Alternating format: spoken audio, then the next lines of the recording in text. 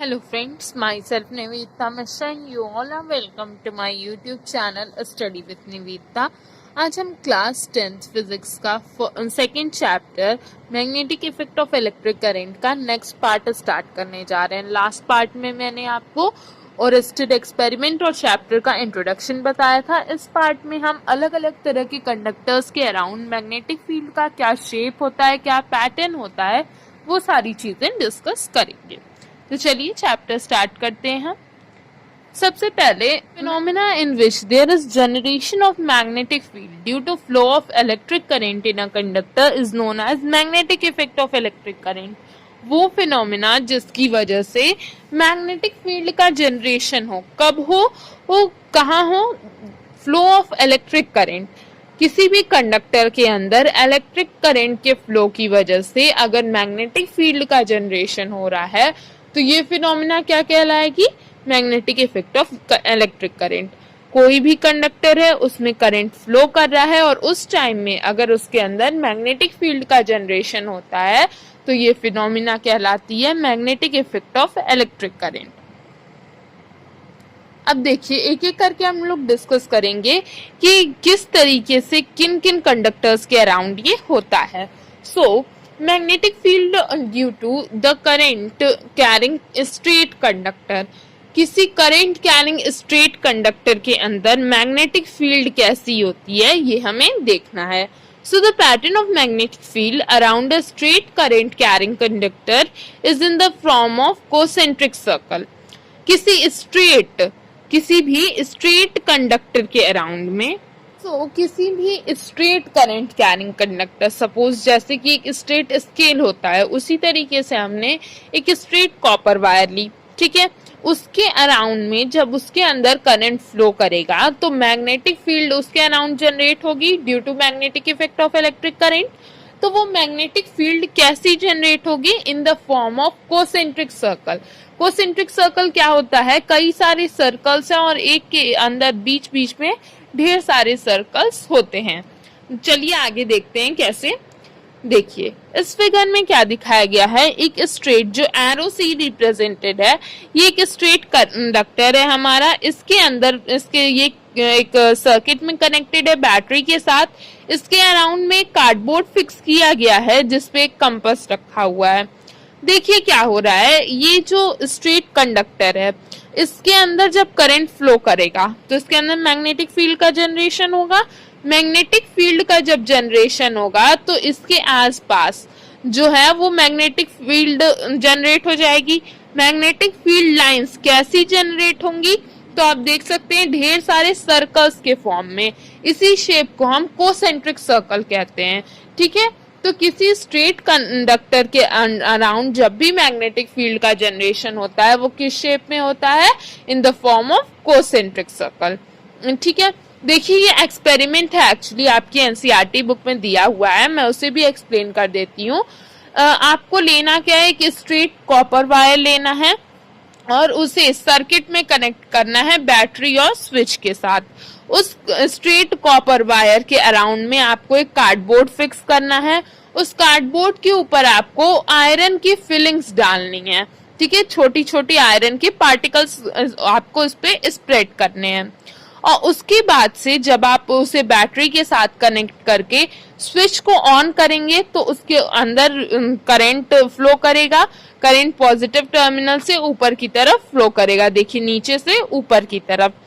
जब ये current flow करेगा तो क्या होगा, मैग्नेटिक फील्ड जनरेट हुई और एज अ रिजल्ट जो आयरन फिलिंग्स होंगी जो पूरे कार्डबोर्ड पर फैली हुई होंगी वो आकर के इस स्ट्रेट कंडक्टर के अराउंड में इस कोसेंट्रिक सर्कल के फॉर्म में अरेंज हो जाएंगी, ठीक है। तो उसी वो जो आयरन फिलिंग्स होंगी वो एक कोसेंट्रिक सर्कल का शेप खुद ब खुद ले लेंगी। क्यों, क्योंकि मैग्नेटिक फील्ड उसके अराउंड में उसी पैटर्न में आ रही है। तो आयरन जो है मैग्नेट को अट्रैक्ट करता है, इसी वजह से वो उसके अराउंड में कोसेंट्रिक सर्कल के फॉर्म में अरेंज हो जाएंगी। तो ये था हमारा कि किसी भी स्ट्रेट करंट कैरिंग कंडक्टर के अराउंड में कैसा मैग्नेटिक फील्ड होता है, so in the form of concentric circle. अब हमें देखना है कि आखिर इस मैग्नेटिक फील्ड का डायरेक्शन कैसा होता है, और उस डायरेक्शन को पता करने के लिए हम एक बहुत इंपॉर्टेंट रूल का यूज करते हैं जिसे हम राइट हैंड थंब रूल के नाम से जानते हैं। ठीक है, राइट हैंड थंब रूल क्या है हमारा, देख लेते हैं। Right hand thumb rule, if a current carrying conductor is imagine to be held in a right hand such that the thumb points in the direction of current, then curled fingers of hand indicate the direction of magnetic field. If current flows in upward direction, the direction will be anti-clockwise. देखिए क्या कह रहा है कि आप imagine करिए कि आपने एक स्ट्रेट करंट कैरिंग कंडक्टर अपने राइट हैंड में पकड़ रखा है। कोई भी चीज आप पकड़ते हैं तो वो क्या किस फॉर्म में आती है, और खास करके स्ट्रेट चीजें, आपका थंब बाहर की तरफ होता है और बाकी की 4 फिंगर्स आपकी कर्ल्ड होती हैं। उसी तरीके से जब आप किसी स्ट्रेट करंट कैरिंग कंडक्टर को पकड़ेंगे, ऐसा इमेजिन करिए, तो वो कुछ इस फॉर्म में आ जाएगा कि आपकी 4 फिंगर्स कर्ल्ड होंगी और थंब स्ट्रेट रहेगा। तो ये कहता क्या है कि अगर आपने राइट हैंड में अपने कोई स्ट्रेट करंट कैरिंग कंडक्टर पकड़ रखा है और आपका जो थंब है वो करंट के डायरेक्शन में पॉइंट कर रहा है। थंब कहाँ पॉइंट कर रहा है, याद रखिए करंट के डायरेक्शन में। मान लीजिए करंट अपवर्ड फ्लो कर रहा है तो हमारा थंब जो है वो ऊपर की तरफ हो। ठीक है, तो क्या होगा, then the curled fingers of hand indicate the direction of magnetic field. तो बची हुई जो 4 कर्ल्ड फिंगर्स हैं हमारे हैंड की, वो किस तरफ डायरेक्शन किसका बताएंगी, मैग्नेटिक फील्ड का। क्या कह रहा है, एक बार फिर से देख लीजिए। अगर आप इमेजिन करिए कि आपने अपने राइट हैंड में एक स्ट्रेट करंट कैरिंग कंडक्टर को पकड़ रखा है, उस कंडक्टर के थ्रू करंट फ्लो कर रहा है। अगर करंट का डायरेक्शन जो है वो हमारा थंब बताएगा, हमारा थंब किसकी तरफ पॉइंट कर रहा है, करंट के डायरेक्शन की तरफ, तो बची हुई 4 फिंगर्स जो कर्ल्ड हैं, ये कर्ल्ड 4 फिंगर्स 4 फिंगर्स किसकी तरफ पॉइंट करेंगी, through the direction of magnetic field. Magnetic field का डायरेक्शन ये 4 फिंगर्स बताएंगी। ठीक है, मान लीजिए जस्ट सपोज कि आपका जो थंब है वो अपवर्ड डायरेक्शन में पॉइंट कर रहा है, अपवर्ड डायरेक्शन में हमारा करंट फ्लो हो रहा है। तो उस तरीके से अगर हम देखें तो अपवर्ड डायरेक्शन में करंट फ्लो हो रहा है, उसके अकॉर्डिंग राइट हैंड जो होगा वो हमारा एंटी क्लॉकवाइज कर्ल्ड होगा। एंटी क्लॉकवाइज कर्ल्ड होगा, इट मींस दैट कि मैग्नेटिक फील्ड भी एंटी क्लॉकवाइज होगी। और अगर करंट डाउनवर्ड डायरेक्शन में है तो फिर मैग्नेटिक फील्ड कैसी होगी, क्लॉकवाइज होगी। तो ये था हमारा राइट हैंड थंब रूल। इसका स्टेटमेंट आप जरूर याद कर लीजिएगा और इसके यूजेस भी। क्यों, क्योंकि ये आपके बोर्ड एग्जाम्स के लिए बहुत इंपॉर्टेंट है। अब आप इस फिगर में देख सकते हैं कि किस तरीके से ये राइट हैंड में इस पर्सन ने अपने एक स्ट्रेट करंट कैरिंग कंडक्टर लिया हुआ है। इसका करंट अपवर्ड डायरेक्शन में, देखिए एरो से रिप्रेजेंट किया गया है, इसका करंट इसमें अपवर्ड डायरेक्शन में फ्लो कर रहा है। और उसी तरीके से इस पर्सन ने, तो देखिए इसका जो राइट हैंड है उसका थंब अपवर्ड डायरेक्शन में पॉइंट कर रहा है करंट के डायरेक्शन में, और इसकी जो फिंगर्स कर्ल्ड हैं ये कोसेंट्रिक सर्कल के एंटी क्लॉकवाइज जाने का रास्ता दिखा रही हैं। तो अगर करंट अपवर्ड है तो magnetic field lines anti clockwise, अगर डाउनवर्ड है करंट तो फिर मैग्नेटिक फील्ड क्लॉकवाइज। ये था हमारा राइट हैंड थंब रूल। अब नेक्स्ट टॉपिक पे आते हैं, magnetic field due to current in circular loop. Magnetic field किसके केस में, सर्कुलर लूप के केस में। पहले देख लेते हैं सर्कुलर लूप क्या होता है। कोई भी सर्किट जो इस फॉर्म में अरेंज्ड हो, नीचे इसमें बैटरी लगी हुई है, ये इस सर्कल के फॉर्म में जब अरेंज होता है सर्किट की वायर्स, तो उसे हम सर्कुलर लूप कहते हैं। ठीक है, देख लेते हैं इसमें कैसी होगी magnetic field. In this magnetic field can be represented by concentric circle at every point. इसके अंदर में हम हर एक पॉइंट पे मैग्नेटिक फील्ड को रिप्रेजेंट कर सकते हैं इन the form of concentric circle. देखिए किसी भी इसमें अगर हम देखें हर एक पॉइंट पे अगर हम एक स्ट्रेट कंडक्टर अज्यूम करें तो हमें हर एक पॉइंट पर कोसेंट्रिक सर्कल के फॉर्म में मैग्नेटिक फील्ड मिलेंगी। उसी तरीके से circle become larger and larger as we move away. Every point on the wire carrying current would give rise the magnetic field appearing as a straight line at the center. देखिए, अगर हम हर एक point पर इसके circular loop के हर एक point पर एक स्ट्रेट कंडक्टर अज्यूम करके वहां पर मैग्नेटिक फील्ड लाइंस का पैटर्न देखें तो वो इन द फॉर्म ऑफ क्या होगा, कोसेंट्रिक सर्कल होगा। इसी तरीके से हम हर एक पॉइंट पर मैग्नेटिक फील्ड का डायरेक्शन निकाल सकते हैं। और जब हम सर्कल के हर एक पॉइंट पर निकालेंगे मैग्नेटिक फील्ड का डायरेक्शन तो हम देखेंगे ये जो कोसेंट्रिक सर्कल है ये लार्ज होता जाएगा, इतना लार्ज होता जाएगा कि सेंटर तक आते आते ये एक स्ट्रेट लाइन फॉर्म कर लेगा। तो ये था हमारा magnetic field lines in a circular loop. आप फिगर में भी देख सकते हैं किस तरीके से ये है।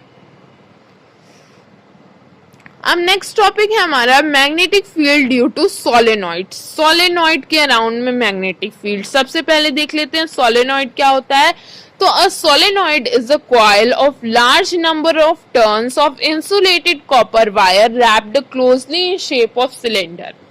सोलेनॉइड क्या होता है, एक कॉइल होती है, लार्ज नंबर ऑफ टर्न्स होते हैं, इंसुलेटेड कॉपर वायर की बनी हुई कॉइल जिसमें लार्ज नंबर ऑफ टर्न्स हो और किसकी शेप में हो, वो कॉइल सिलेंडर के शेप में हो, उसे हम सोलेनॉइड कहते हैं।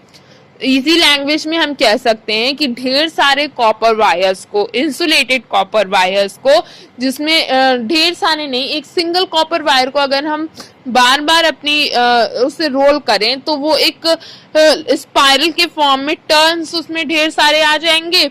और जब ये टर्न्स एक सिलेंडर का शेप ले ले, सपोज आपने स्प्रिंग देखा होगा, सेम वही शेप होता है सोलेनॉइड का, ठीक है।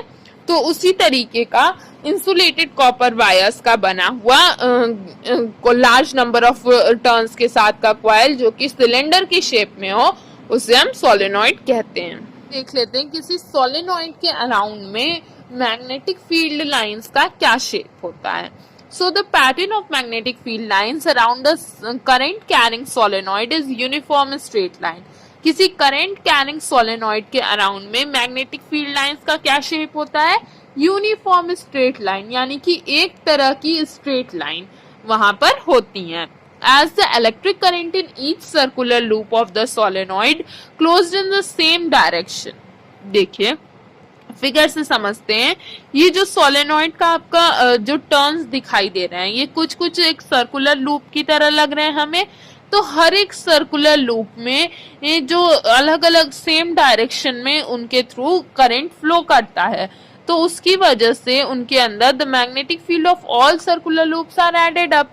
हर एक सर्कुलर लूप की अगर हम मैग्नेटिक फील्ड को ऐड करें तो क्या मिलेगा, as a result the magnetic field inside the solenoid become a strong magnetic field.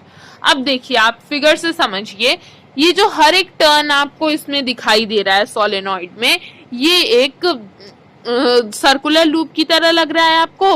हर एक सर्कुलर लूप में करंट फ्लो कर रहा है, सबके थ्रू हमारा क्या हो रहा है, करंट पास हो रहा है, ठीक है। करंट पास हो रहा है वो तो ठीक है। अब जब करंट जितना पास होगा उतना ज्यादा मैग्नेटिक फील्ड का जनरेशन होगा। हर एक टर्न की, हर एक सर्कुलर लूप की मैग्नेटिक फील्ड अगर हम एक साथ जोड़ दें, ऐड कर दें, तो हमें ये एक स्ट्रॉन्ग मैग्नेटिक फील्ड मिल जाएगी। तो यही कह रहा है ये कि किसी सोलेनॉइड के अंदर एक स्ट्रॉन्ग यूनिफॉर्म मैग्नेटिक फील्ड हमें देखने को मिलती है। ये सोलेनॉइड जब आपका आगे बैटरी से कनेक्टेड होगा, स्विच से कनेक्टेड होगा, तो इसके थ्रू करंट फ्लो करेगा और कुछ इसी शेप की मैग्नेटिक फील्ड आपको देखने को मिलेगी। तो ये था हमारा magnetic field around a solenoid. अब एक बहुत इंपॉर्टेंट पॉइंट इसमें बच जाता है, वो ये है कि किसी सोलेनॉइड के अंदर मैग्नेटिक फील्ड किन किन चीजों पर डिपेंड करती है, मैग्नेटिक फील्ड की स्ट्रेंथ किन किन चीजों पे डिपेंड करती है कि वो कितनी स्ट्रांग होगी या कितनी वीक होगी। तो मेनली दो रीजंस होते हैं। पहला तो amount of current through it, जितना ज्यादा करंट फ्लो करेगा उतना ज्यादा स्ट्रांग मैग्नेटिक फील्ड जनरेट होगा। तो पहला किस पे डिपेंड किया, अमाउंट ऑफ करंट पे।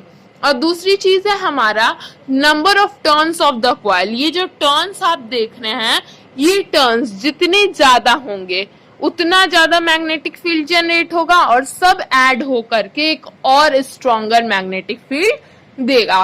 तो ये दोनों चीजें, अमाउंट ऑफ करंट और number of turns of the coil, ये दोनों चीजों पर किसी सोलेनॉइड के अंदर की मैग्नेटिक फील्ड डिपेंड करती है।